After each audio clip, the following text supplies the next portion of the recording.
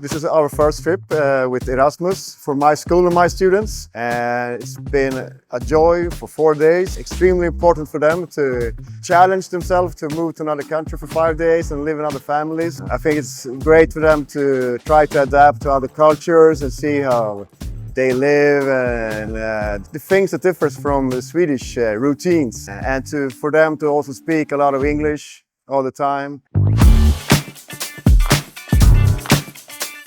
Aquesta setmana ha sigut una setmana molt diferent i me n'he donat al final de que les dues cultures, tant la catalana com la sueca, que no són tan diferents com em pensava.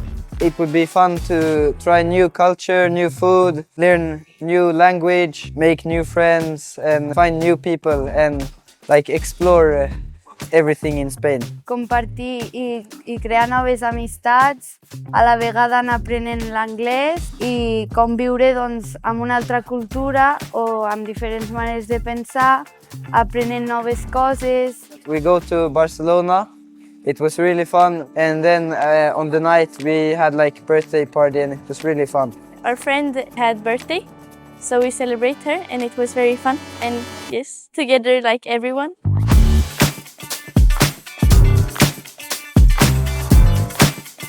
Estem molt satisfets, realment.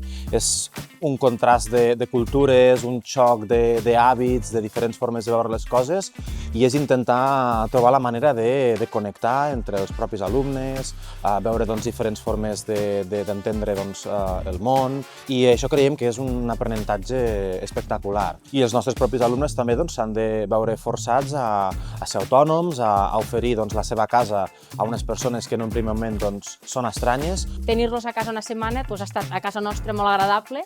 Ha sigut força divertit tenir dues persones d'un país diferent del teu, amb una cultura diferent, compartint, començant per la gastronomia, que és el primer que va passar quan van arribar a casa, i així hem anat trampejant a la setmana. Ens n'hem donat compte del nivell que porten els nostres fills actualment avui en dia en anglès. Ha sigut molt gratificant veure que l'educació que estem portant dels nostres fills ens fan donar compte com a pare que estem ajudant molt a que l'experiència cultural i socioafectiva del nostre fill sigui cada vegada més alta, no? Que això realment el que ha estat és una experiència de connexió, que han fet moltes migues, han fet nous amics, i estem segurs que quan sigui el nostre torn d'anar a Suècia al gener, l'experiència encara inclús serà molt millor.